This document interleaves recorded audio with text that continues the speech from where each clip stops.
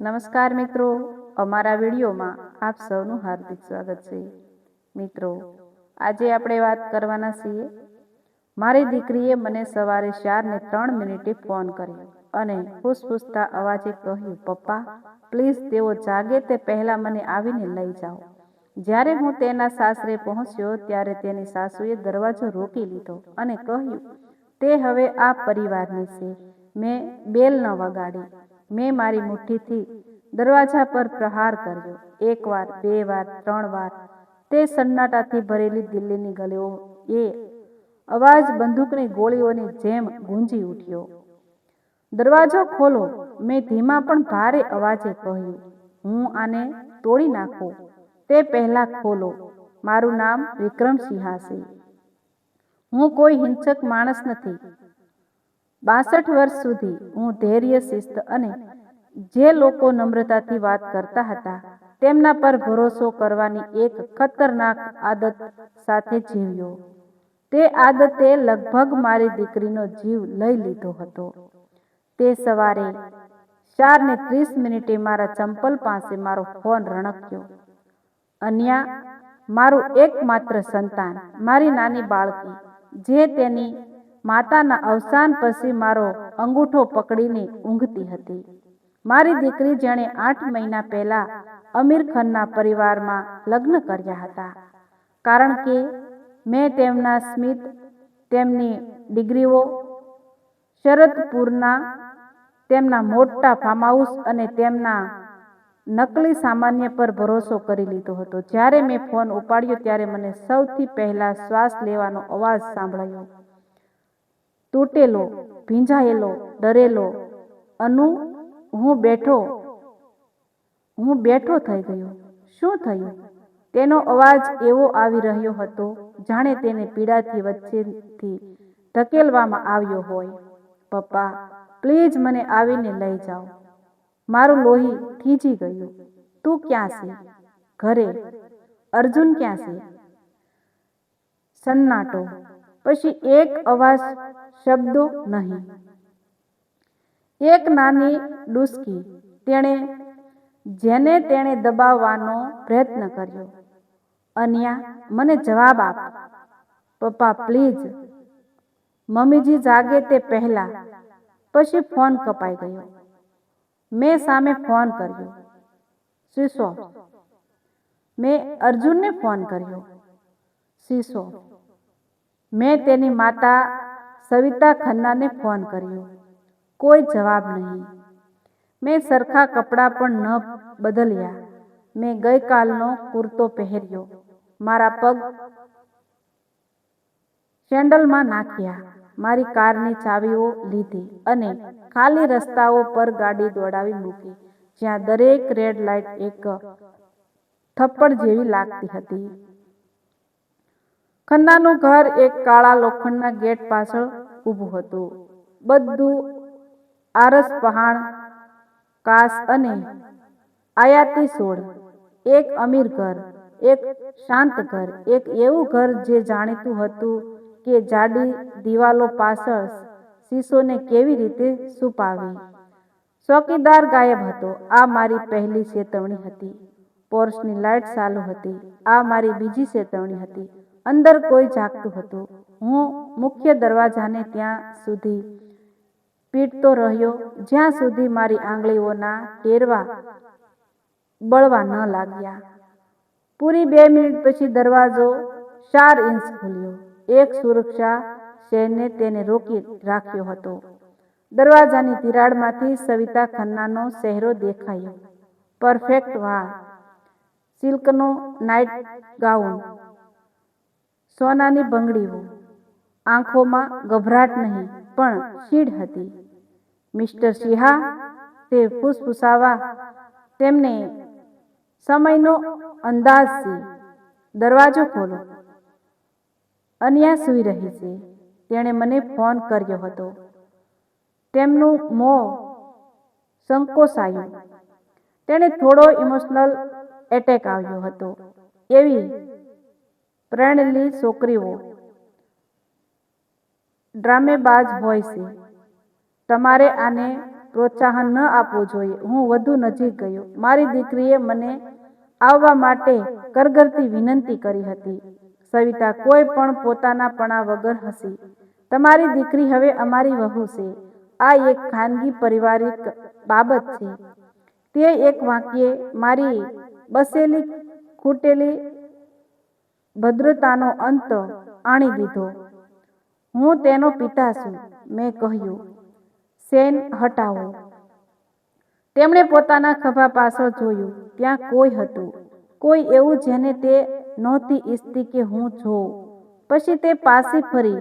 જો તમે અહીં તમાશો કરશો તો તેનાથી તેના લગ્ન જીવન બગડી જશે. હું દરવાજાની તિરાડ તરફ નમ્યો. જો તમે 3 સેકન્ડમાં આ દરવાજો નહીં ખોલો તો હું આને તોડી નાખીશ અને પછી જાતે જ પોલીસને બોલાવીશ. સવિતાએ મારા ચહેરા તરફ જોયું. પહેલી વાર તેવો આત્મવિશ્વાસ ડગમગાવ્યો. તેણે સેન હટાવી દીધી, પરંતુ તે રસ્તામાંથી ન હટી. હું છતાં પણ તેને ધક્કો મારીને અંદર ઘૂસી ગયો. ઘરમાંથી અજીબ ગંધ આવી રહી હતી. વાસી કોફી, લીંબુવાળું ફ્લોર ક્લીનર.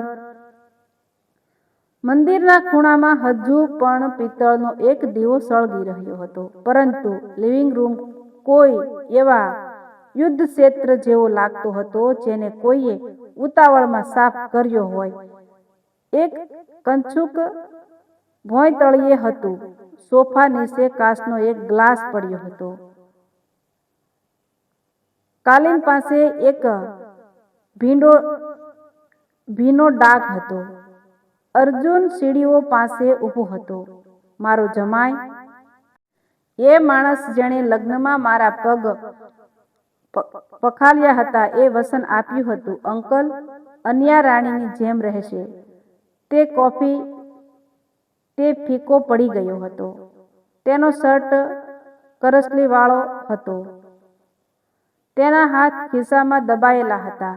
તે મારી સાથે નજર મિલાવી શક્યો નહોતો. ક્યાં છે તે? મેં પૂછ્યું. તેણે થૂક ગળ્યું. પપ્પાજી, પ્લીઝ બેસો. આપણે વાત કરી શકીએ છીએ. હું તેની તરફ એટલી ઝડપથી વધ્યો કે તે પાછળ હટી ગયો. ક્યાં છે મારી દીકરી? સવિતા તીણા અવાજે બોલી. મારા ઘરમાં તમારો અવાજ ઊંચો ન કરો. હું તેની તરફ ફર્યો. તમારું ઘર? તેણે પોતાની હડપસી ઊંચી કરી. હા, અને આ ઘરમાં વહુઓ શિસ્ત શીખે છે. શિસ્ત? તે શબ્દ હવામાં ઝેરની જેમ ઓગળી ગયો. ત્યારે જ મને તે સંભળાયું. રસોડા પાસેની પરસાળમાંથી એક હલકો અવાજ, એક શ્વાસ, એક ઘસારો, એક ફૂસફૂસાહટ જે એટલી નબળી હતી કે હું લગભગ સૂકી જ ગયો હતો. પપ્પા! હું ભાગ્યો. સવિતા મારી પાછળ બૂમ પાડી ઉઠી. રોકો આને! અર્જુને મારો હાથ પકડી લીધો. મેં તેને એટલા જોરથી ઝટકો આપ્યો કે તે દિવાલ સાથે જઈ અથડાયો, અને ત્યારે મેં તેને જોઈ. મારી અન્યા રસોડાના દરવાજા પાસે ભોંયતળિયે એક પડખું ફરીને સંકોચાઈને પડેલી.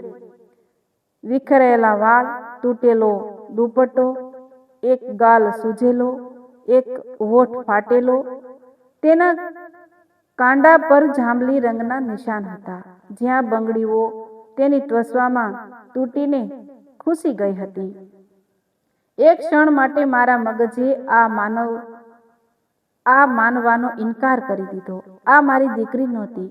આ એ બાળકી નહોતી જેને મેં સૂતી વખતે વાર્તાઓ અને કેરીની શીરો સાથે ઉછેરી હતી. આ એ કન્યા નહોતી જેને મેં ફૂલો અને આશીર્વાદો વચ્ચે મારા ઘરેથી વિદાય કરી હતી. ત્યારે જ તેણે પોતાની આંખો ખોલી અને મેં તેમાં ખોફ જોયો. પીડા નહીં, ખોફ, ભય. તે ખોફ જે ત્યારે આવે છે જ્યારે પીડા રોજની આદત બની જાય છે. હું ઘૂંટણીએ બેસી ગયો. અનુ, તેણે બેઠા થવાનો પ્રયત્ન કર્યો. તેના શરીરે સાથ ન આપ્યો. મેં તને સાવચેતીપૂર્વક ઉપાડી, અને તેણે બંને હાથેથી મારા કુર્તાને એવી રીતે પકડી લીધો જાણે તે ફરીથી 5 વર્ષની થઈ ગઈ હોય. પપ્પા, તે ફૂસફૂસાવી. તેમને મને પાછી ઉપરના મોકલવા દેતા. મારા સાથીની અંદર કંઈક કાળું સવાઈ ગયું. ક્રોધ ભભૂકી ઉઠ્યો. મારી પાછળ સવિતાએ કડક અવાજે કહ્યું. તે લપસી ગઈ હતી. તે આને જાણી જોઈને વધારી ચડાવીને બતાવી રહી છે. અર્જુને ઝડપથી ઉમેર્યું. તે હિસ્ટ્રિક થઈ જાય તે ડોક્ટરે કહ્યું છે કે તણાવ છે. મેં મારી દીકરીના હાથ જોયા. જૂના સોલાયેલા નિશાન, નવા ઈજાના નિશાન. તેના કાંડા પાસે બળવાનો એક ડાઘ, તેના ગળા પર એક પાતળી લાલ રેખા. આ કોઈ એક વારનું પડવું નહોતું. આ ક્રૂરતા આખું કેલેન્ડર હતું. હું અન્યાને મારા હાથોમાં લઈને ઊભો થઈ ગયો. ખસી ગયો. ખસી જાઓ, મેં કહ્યું. સવિતાએ રસ્તો રોકી લીધો. તે ક્યાંય નથી જઈ રહી. મેં તેમને ઘૂરીને જોયા. તેમને ખરેખર આ વાતની ખાતરી હતી. તેમને લાગતું હતું કે તેમનો પૈસો, તેમની અટક, એમના આરસપહાણના ભોંયતળિયા અને તેમના વકીલ મિત્રો મારી લોહીલુહાણ દીકરીને તે ઘરની અંદર રાખી શકે છે. ત્યારે જ અન્યાની આંગળીઓ મારા બાય પર વધુ મજબૂત થઈ ગઈ. પપ્પા, તે એટલા ધીમેથી ફૂસફૂસાવીને માત્ર મને જ સાંભળ્યું. તેમણે મારો ફોન છીનવી લીધો, કારણ કે મેં તેમનું રેકોર્ડિંગ કરી લીધું હતું. હું શૂન્ય થઈ ગયો. સવિતાએ મારા ચહેરાનો બદલતો રંગ જોઈ લીધો. અર્જુને પણ જોયો. તેની આંખો રસોડાના કબાટ તરફ ગઈ, માત્ર એક સેકન્ડ માટે, પરંતુ મેં જોઈ લીધું. એક પિતા બધું જ જોઈ લે છે જ્યારે તેના સંતાનનું લોહી વહી રહ્યું હોય.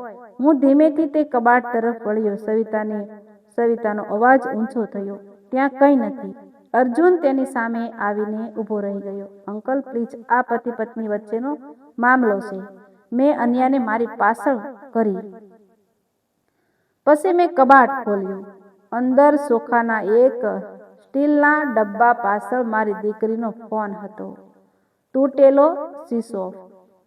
રસોડાના ટુવાલમાં લપેટેલો, અને તેની પાસે એક નાની કથ્થાઈ ડાયરી હતી. તેના પાના ફાટેલા હતા. તે જોતા જ અન્યા રડવા લાગી. પીડાથી નહીં, ડરથી. સવિતા ફૂસફૂસાવી. અર્જુન. હવે તેના અવાજમાં ગુસ્સો નહોતો, ડર હતો. મેં ફોન ઉપાડ્યો. પછી તે ડાયરી, એક વળેલું હોસ્પિટલનું કાગળ, તેના પાનાઓ વચ્ચેથી સરકીને મારા પગ પાસે પડ્યું. હું નીચે નમ્યો. પહેલી લાઈન વાંચી, અને તે જ ક્ષણે હું સમજી ગયો કે તેઓ તેને મારાથી કેમ છુપાવી રહ્યા હતા. હું સમજી ગયો કે તેઓ ફોન આવવાના કેમ બંધ થઈ ગયા હતા, કેમ તે વિડીયો કોલ પર હંમેશા નજરો સોરાવીને કહેતી હતી, હું ઠીક છું પપ્પા. કેમ સવિતા મને અંદર આવવા દેવાને બદલે સવારે 4 વાગે દરવાજો રોકવો વધુ યોગ્ય સમજી રહી હતી. કારણ કે તેમણે મારી દીકરી સાથે જે કર્યું હતું તે કોઈ પારિવારિક ડ્રામા નહોતો. તે એક ગુનો હતો. અને મારા હાથમાં રહેલો તે કાગળ આ વાતનો પુરાવો હતો. અન્યાએ મારો હાથ કસકસીને પકડ્યો અને ફૂસફૂસાવી. પપ્પા, પ્લીઝ, આને અહીં ન વાંચશો. તેમને નથી ખબર કે મને આખું સત્ય ખબર છે. અન્યાએ છેલ્લા શબ્દો સાંભળીને મારું કાળજું કંપી ઉઠ્યું, પણ મારી આંખોમાં અંગારા સળગી રહ્યા હતા. મેં તે કાગળ અને ડાયરી મારા કુર્તાના ખિસ્સામાં સરકાવ્યા. અન્યાને મારી છાતી સરસી વધુ મજબૂત પકડી અને સવિતા ત્યાં અર્જુન તરફ એક આખરી નજર નાખી. એ નજરમાં કોઈ માણસાઈ નહોતી, માત્ર એક પિતાનો કાળ હતો.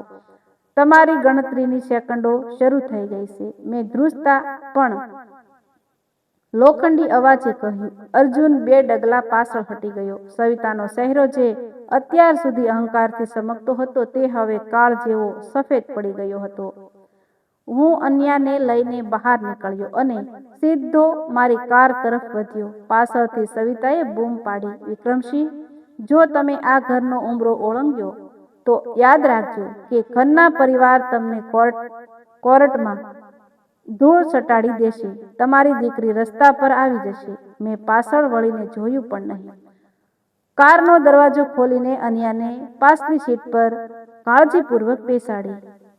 દિલ્હીના એ સુમસામ રસ્તા પર મેં ગાડી દોડાવી મૂકી. સવારના 5 વાગવા આવ્યા હતા. આકાશમાં હળવો ઉજાસ પથરાઈ રહ્યો હતો. જાણે અન્યાના જીવનમાં અંધકાર અંતની શરૂઆત થઈ રહી હતી. જ્યારે ગાડી મારા ઘરે પહોંચી ત્યારે મેં અન્યાને તેના જૂના રૂમમાં બેસાડી. મેં તેને ગરમ પાણી આપ્યું. તેના હાથ હજી પણ ધ્રુજતા હતા. અનુ, મેં તેના માથા પર હાથ મૂકતા કહ્યું, હવે તું સુરક્ષિત છે. મને બતાવ, એ કાગળમાં શું છે? તેણે ડૂસકું ખાતા કહ્યું, પપ્પા, એ હોસ્પિટલનો રિપોર્ટ જુઓ. મેં ખિસ્સામાંથી એ વળેલું કાગળ ખોલ્યું. જેમ જેમ મારી આંખો એ શબ્દો પર ફરી ગઈ, મારો શ્વાસ રૂંધાવા લાગ્યો. તે દિલ્હીની એક ખાનગી મેડિકલ લેબોરેટરી ક્લિફેશન રિપોર્ટ હતો. 3 મહિના પહેલા જ્યારે અન્યા સીડી પરથી લપસી પડી હોવાનું કહીને હોસ્પિટલ દાખલ થઈ હતી ત્યારે તેનો ગર્ભપાત થયો હતો. પરંતુ આ રિપોર્ટમાં ડોક્ટરે સ્પષ્ટ લખ્યું હતું, પેટના ભાગે કોઈ ભારે વસ્તુ અથવા લાત મારવાના કારણે અંદરની ઈજા. એ નરાધમ અર્જુને મારી દીકરીના પેટ પર લાત મારી હતી. તેમણે ડોક્ટરને પૈસા આપીને આ રિપોર્ટ દબાવી દીધો હતો અને નકલી કાગળિયો બનાવ્યા હતા. પણ અન્યાએ કોઈક રીતે આ અસલી રિપોર્ટ ડાયરીમાં છુપાવી દીધો હતો. અન્યાએ રડતા રડતા કહ્યું, પપ્પા, તેઓ મને બાળક ગુમાવવા માટે પણ દોષ આપતા હતા અને એ ડાયરીમાં મેં એ દરેક તારીખ, સમય અને વિગત લખી છે જ્યારે અર્જુન અને તેની માતાએ મારી પર હાથ ઉપાડ્યો હતો.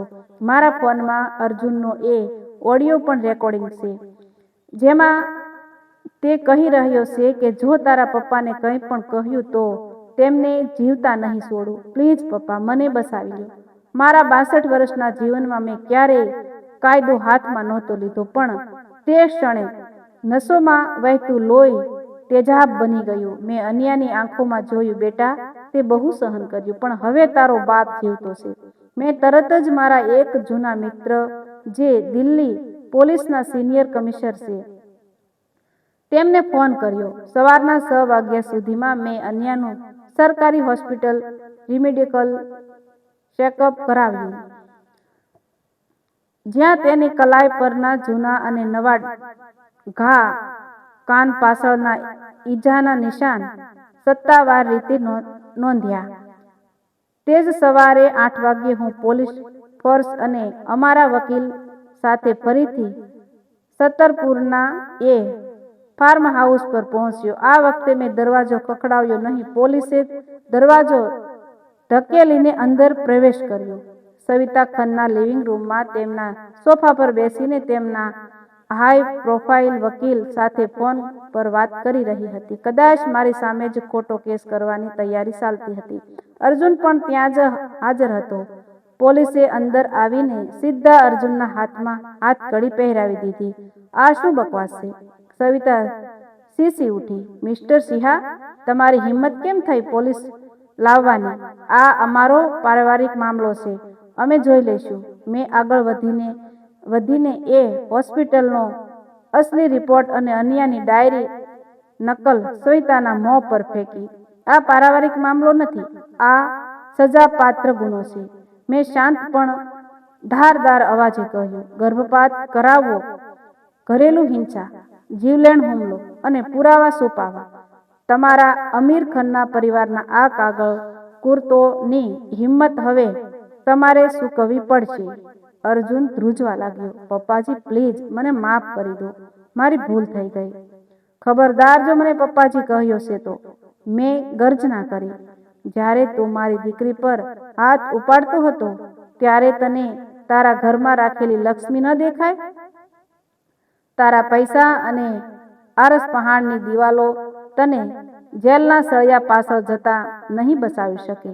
પોલીસે અર્જુન અને પુરાવા છુપાવવાના ગુનામાં સવિતા ખન્ના બંનેની ધરપકડ કરી. જ્યારે તેઓ બંનેને પોલીસ વાનમાં બેસાડવામાં આવી રહ્યા હતા ત્યારે આખી ગલીમાં લોકો બહાર આવીને જોઈ રહ્યા હતા.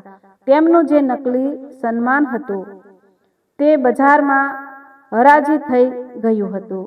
1 વર્ષ પછી કોર્ટની લાંબી લડાઈ બાદ અર્જુન અને સવિતાને જેલની સજા થઈ. ખન્ના પરિવારનું સામ્રાજ્ય કાયદાના સંકજામાં આવી ગયું. પણ મારા માટે સૌથી મોટી જીત એ નહોતી. મારા માટે સૌથી મોટી જીત એ હતી કે મારી અન્યાયે ફરીથી હસવાનું શરૂ કર્યું હતું. તેણે નવેસરથી પોતાનો અભ્યાસ શરૂ કર્યો અને વુમન હેલ્પલાઇન માટે સોશિયલ વર્ક કરવાનું શરૂ કર્યું, જેથી કોઈ બીજા અન્યાય પોતાના ઘરમાં આવી રીતે ન ગુંગળાય. આજે સવારે 4:03 ફરી મારો ફોન રણક્યો. હું ઝબકીને જાગી ગયો. જૂનો ડર મગજમાં આવી ગયો. મેં સ્ક્રીન જોઈ. અન્યાનો જ ફોન હતો. હા અનુ, શું થયું બેટા? મેં ગભરાતા પૂછ્યું. સામે છેડેથી અન્યાનો ખડખડાટ હસવાનો અવાજ આવ્યો. કાંઈ નહીં પપ્પા, બસ એમ જ. તમારી યાદ આવી એટલે ફોન કર્યો. સવારે વહેલા ઉઠીને તમારા માટે ચા બનાવી છે. જલ્દી ડાઇનિંગ ટેબલ પર આવી જાઓ.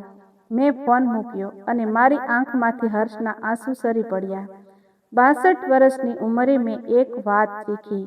ધીરજ અને વિનમ્રતા સારી બાબત છે, પણ જ્યારે વાત દીકરીના આત્મસન્માન અને જીવ પર આવે ત્યારે એક પિતાએ દુનિયા સામે કાળ બનીને ઊભા રહેવું જ પડે છે. તો મિત્રો, આવા જ નવા વિડીયો જોવા માટે અમારી ચેનલ લાઇક, શેર અને સબસ્ક્રાઇબ કરજો. તો મિત્રો, મળશું એક નવા વિડીયો સાથે. ત્યાં સુધી આવજો.